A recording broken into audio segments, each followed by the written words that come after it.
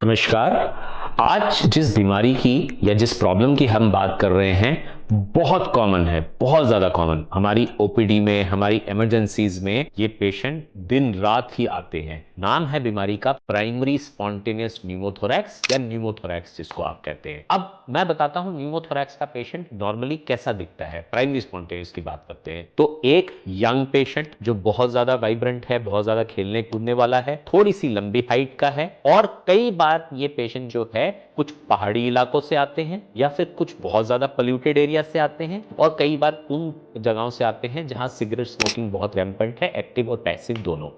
ये एक normal description है इस पेशेंट का जो न्यूमोथोरैक्स के साथ आता है। न्यूमोथोरैक्स होता क्या है? न्यूमोथोरैक्स होता है छाती में किसी कारणवश हवा भर जाना। हवा कहां भरती है? फेफड़े और छाती की वॉल के बीच में।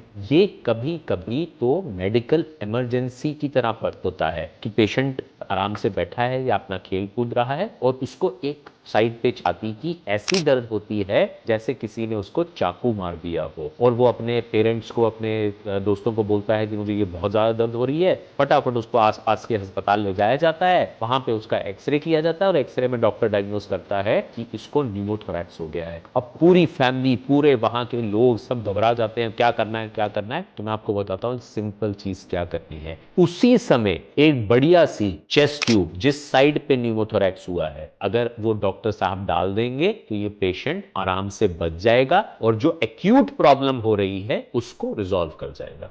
ठीक है, पहला फेज खत्म हो गया कि न्यूमोथोरैक्स हुआ, पास के अस्पताल पहुंच गए, किस्मत बहुत अच्छी है, डॉक्टर साहब बहुत अच्छे थे, उन्होंने चेस्ट ट्यूब डाल दिया और पेशेंट स्टेबलाइज हो गया। अब स्टेबलाइज होने के बाद क्या करना है वो इक्वली इंपॉर्टेंट है। क्या करना है आपको? आपके डॉक्टर साहब जो हैं वो आपको एडमिट करेंगे। एडमिट करने के बाद आपके एक्सरे वगैरह करेंगे और एक दो दिन के बाद अगर आपका न्यूमोथोरैक्स 4 से 5 दिन में रिजॉल्व हो गया, फेफड़ा पूरा फैल गया, एयर लीक जो हवा का रिसाव होता है उस ट्यूब के अंदर बंद हो गया, तो बल्ले बल्ले बिल्कुल ठीक है, एवरीथिंग इज फाइन, कोई प्रॉब्लम नहीं है। चेस्ट ट्यूब निकलवाइए, अपने घर जाइए, जो भी उन्होंने हिदायत दी है उसको फॉलो करिए। अगर ऐसा नहीं हो रहा, बहुत ध्यान से सुनिए, अगर 4 से 5 दिन में आपके बच्चे का या बच्ची का न्यूमोथोरैक्स रिजॉल्व नहीं हो रहा, फेफड़ा नहीं फैल रहा या थोड़ा फैला है, पूरा नहीं फैला है, हवा का रिसाव हो रहा है, चेस्ट ट्यूब नहीं निकल पा रही, अब ये एक रेड फ्लैग साइन है। अब आपको क्या करना? आप अपने डॉक्टर से डिस्कस करिए कि उनके पास क्या थोरैसिक सर्जरी फैसिलिटी है।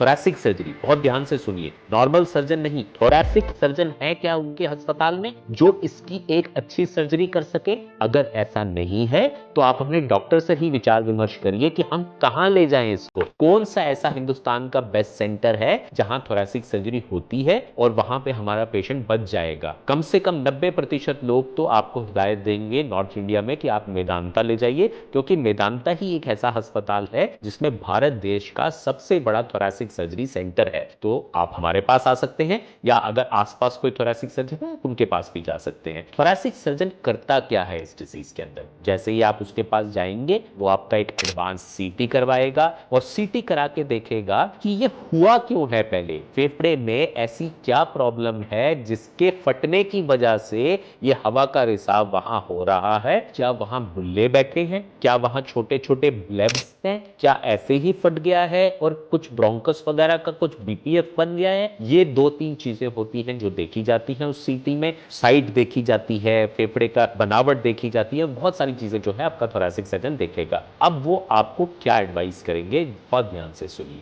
आपके लिए एडवाइस ये रहेगी कि आप सर्जरी करवा के इस न्यूमोथोरैक्स के रिसाव वाले एरिया को, जैसे वो बुल्ला है या ब्लेब है, उसको काट दें। हम काटने के बाद अब फेफड़े को छाती के साथ किसी तरीके से चिपका दें। इस प्रोसेस को कहते हैं रिसेक्शन या वेज रिसेक्शन या बुलेक्टमी या ब्लेबेक्टमी, और चिपकाने की प्रोसेस को कहते हैं प्लूरोडेसिस। प्लूरोडेसिस सर्जिकल तरीके से 2 तरीके से किया जाता है। एक, प्लूरा की लेयर को फेफड़े के ऊपर से निकाल के और फेफड़े को छाती के साथ चिपका के, और दूसरा टैल्क से। टैल्क क्या होता है? जैसे आप लोग टैल्कम पाउडर यूज करते हैं, वैसे ही हमारे पास हाई ग्रेडेड जो मेडिकल टैल्क्स होते हैं वो होते हैं। हम उसको फेफड़े की सरफेस के ऊपर डाल देते हैं, फेफड़े को पूरा फुला देते हैं सर्जरी के दौरान और छाती के साथ चिपका देते हैं। तो ब्लेबेक्टमी, बुलेक्टमी और ये प्लूरोडेसिस की प्रोसेस करने के कारण पूरी तरह से ये पेशेंट 100% ठीक हो जाते हैं। ये सर्जरी जो है बहुत एडवांस सर्जरी है, हिंदुस्तान में कुछ ही सेंटर्स में होती है और हमारे सेंटर में ये सर्जरी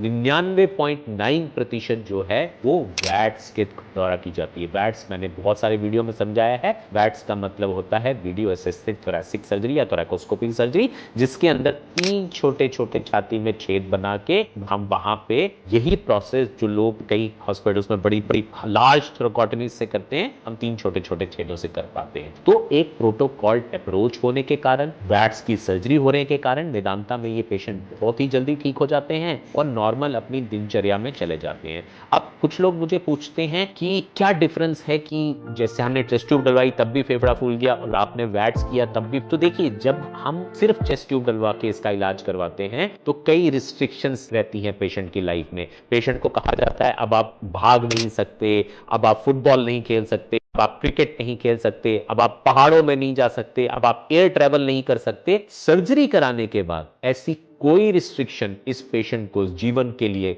रहती ही नहीं है। एक ही रिस्ट्रिक्शन रहती है कि वो कभी सिगरेट नहीं पी सकता। इसको छोड़ के कोई रिस्ट्रिक्शन उसकी लाइफ में नहीं रहती। वो अपनी नॉर्मल दिनचर्या, नॉर्मल जीवन, नॉर्मल बचपन अपना जी पाता है। तो जो वैट्स की सर्जरी है, ब्लेबेक्टमी, बुलेक्टमी और प्रोडिसिस, वो करने के कारण, उसको दूरबीन से करने के कारण 99.9% ये पेशेंट बिल्कुल ठीक हो जाते हैं without any restriction in their life. कोई भी इनको हिदायत नहीं है, नॉर्मल जिंदगी बिल्कुल जी सकते हैं। तो आपने आज जाना कि न्यूमोथोरैक्स होता क्या है, वेदांता में उसका एडवांस इलाज कैसे होता है और आप डिफरेंशिएट कैसे करें कि क्या सिर्फ ट्यूब टिलवा के इसका इलाज करवाना है या एक अच्छे थोरैसिक सर्जन के पास जाके वैट्स करा के अपने बच्चे को बिल्कुल नॉर्मलाइज करना है। अब कुछ लोग सोचते हैं वेदांता में ये सर्जरीज बहुत ज्यादा कॉस्टली होती होंगी, पर ऐसा नहीं है। बहुत ही सब्सिडाइज रेट आजकल हम ये सर्जरीज करते हैं ताकि आम जनता को वेदांता जैसे बड़े अस्पताल के अंदर इन सर्जरीज का लाभ मिल सके।